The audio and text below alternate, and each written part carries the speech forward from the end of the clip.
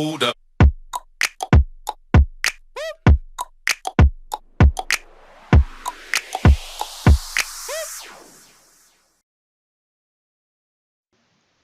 Assalamualaikum warahmatullahi wabarakatuh. Jumpa lagi dengan saya Yusuf Maulana Effendi di channel kita Yusuf Maulana.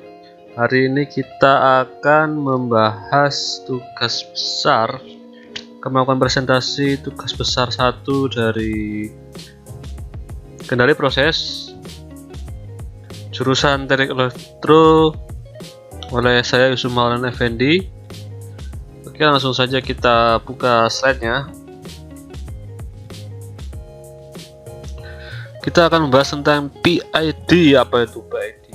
PID adalah pendekan dari proporsional integral derivatif, yakni kontrol otomatis yang menggunakan mekanisme umpan balik yang sering digunakan pada sistem kontrol industri.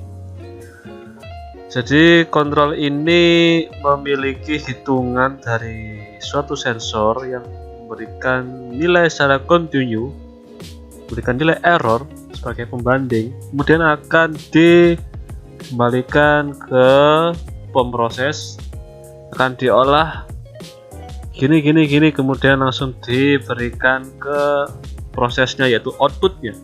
Bisa itu suhu air, bisa itu kecepatan, bisa itu tekanan, bisa itu aliran air, arus air, dan lain-lain. Seperti itu. Controller akan mencoba untuk meminimalkan nilai kesalahan setiap waktu sesuai dengan penyetelan kontrol variabel atau set point-nya. Jadi ini adalah rumusnya, rumus yang rumit ya. Mungkin kita akan pelajari pada pembelajaran berikutnya.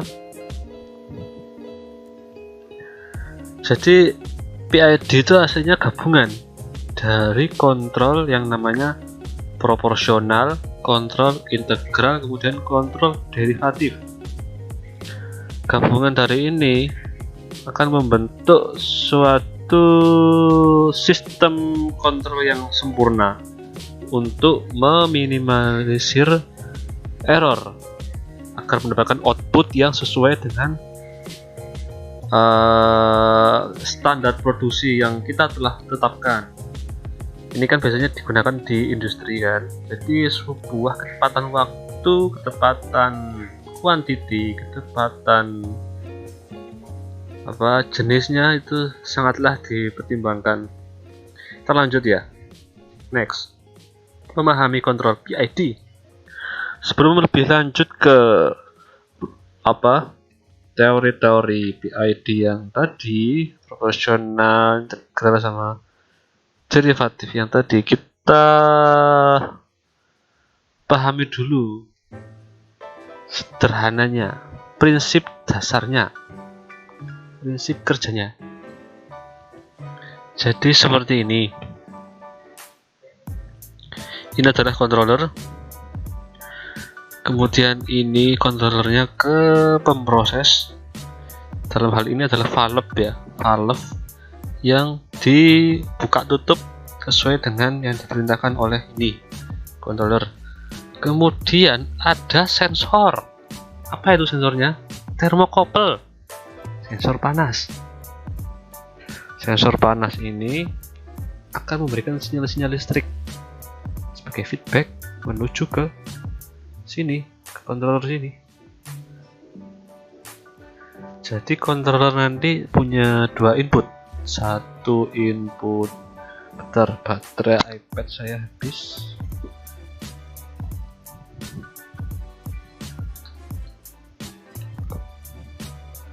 Kurang mancep.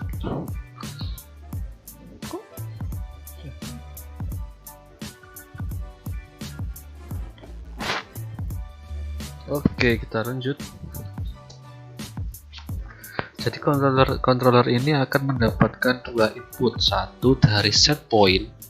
Set point itu yang telah ditetapkan oleh operator.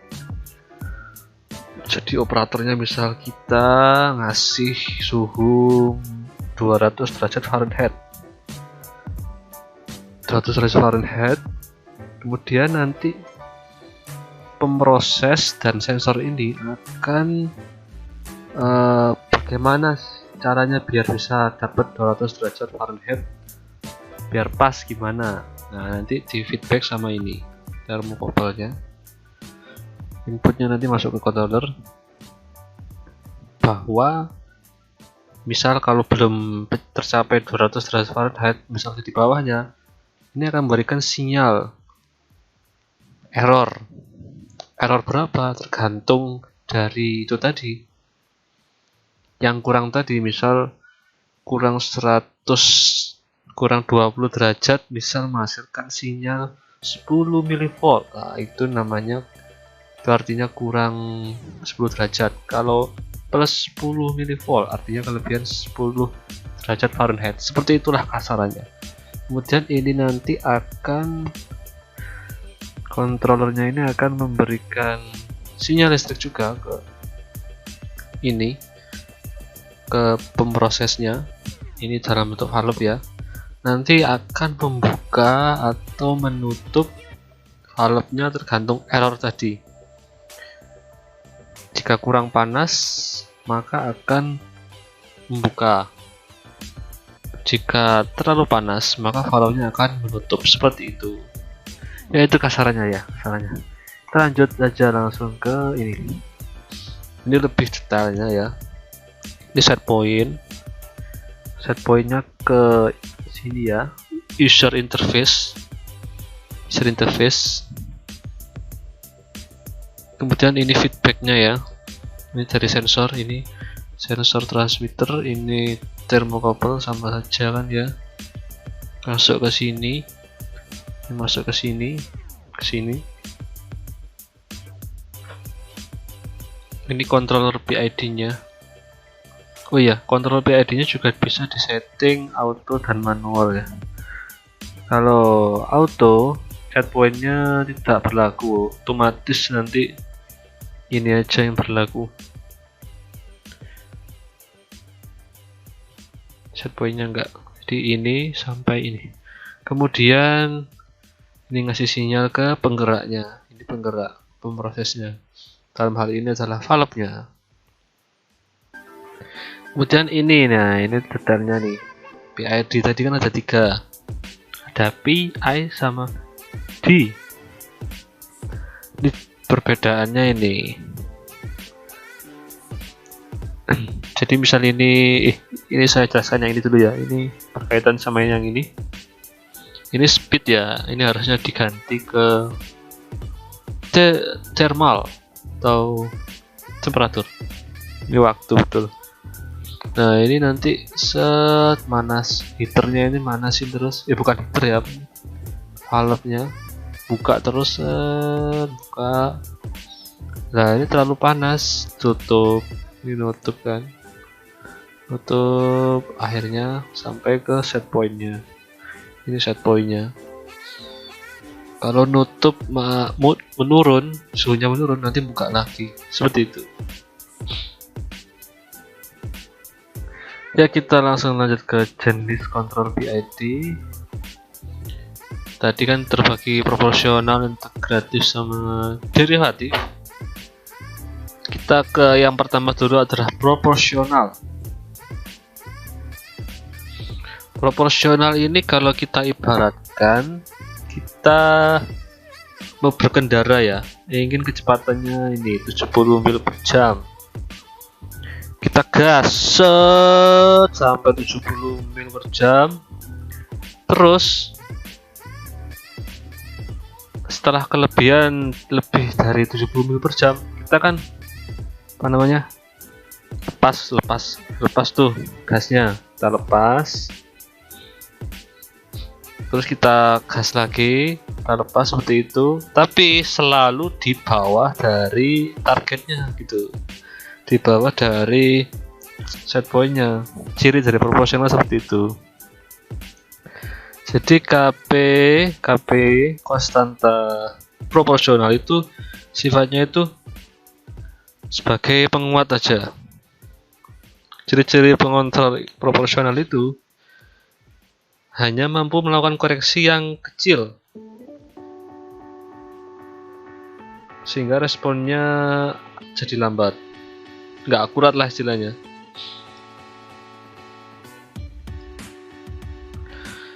Nilai KP ini bisa kita setting nanti, tapi nggak bakal bisa mengurangi steady error. Errornya ini, offsetnya ini nggak bisa berkurang, paling cuma bisa untuk diminimalisir itu. Tapi untuk sistem kerja yang tidak terlalu rumit, tidak terlalu mengandalkan keakurasian, biasanya ini masih sering digunakan kontrol proporsional ini. Lanjut ke integratif. Kalau integratif ini cirinya, misal kita gas 70 mil per jam, kelebihan kita turunin lagi, kurangan kita naikin lagi, lanjut terus kelebihan kurangi lagi. Kalau terlalu tinggi kecepatannya kita turunin lagi sampai ke nilai yang 70 mil per jam pas gitu, no offset, jadi nggak ada errornya. Tapi ini berlangsung sangat lama gitu. Jadi prosesnya itu lama, cenderung untuk memperlambat respon lah. Cirinya pengontrol integral, ketika errornya 0, maka keluaran pengontrol akan bertahan ke nilai sebelumnya gitu.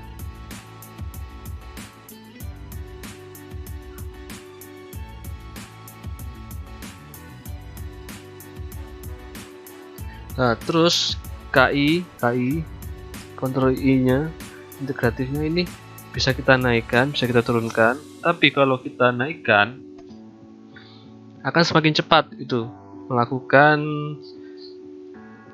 pencapaian set pointnya tadi 70 mil per jam tadi, cuma bakal lebih mudah untuk terjadinya osilasi seperti itu. Kita lanjut ke derivatif. Nah, kalau derivatif ini tidak bisa berdiri sendiri, mesti ada penyokongnya, yaitu yang tadi proporsional sama integral. Ini nggak bisa tuh dia berdiri sendiri, derivatif nggak bisa.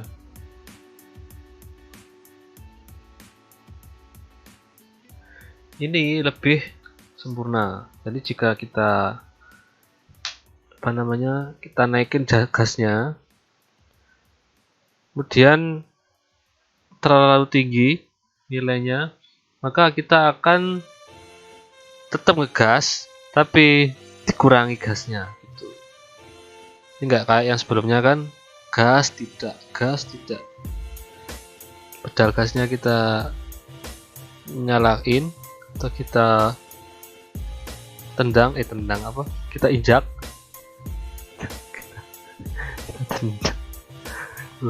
kita injak lebih pelan seperti itulah, terus dengan pelan-pelan. Cirinya itu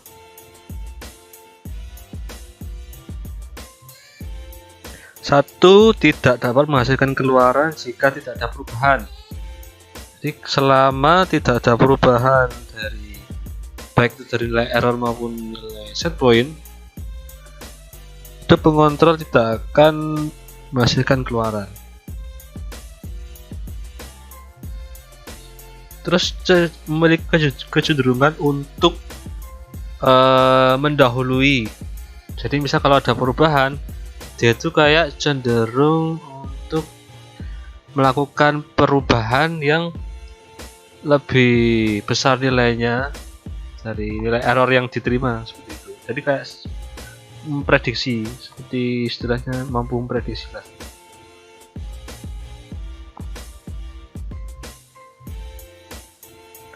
Istilahnya dapat mengantisipasi lah dari terbangkitnya error seperti itu. Dengan ditingkatnya nilai KD, kontrol derivatifnya, yang rumus tadi, itu akan meningkatkan stabilitas sistem dan mengurangi overshoot. Seperti itu. Next. Jadi setiap kekurangan pada masing-masing kontrol, baik itu proporsional, integratif, dan derivatif, dapat saling menutupi dengan cara menggabungkan ketiganya. Kita ambil yang positifnya, kita gabung, akhirnya dapat kombinasi yang sempurna.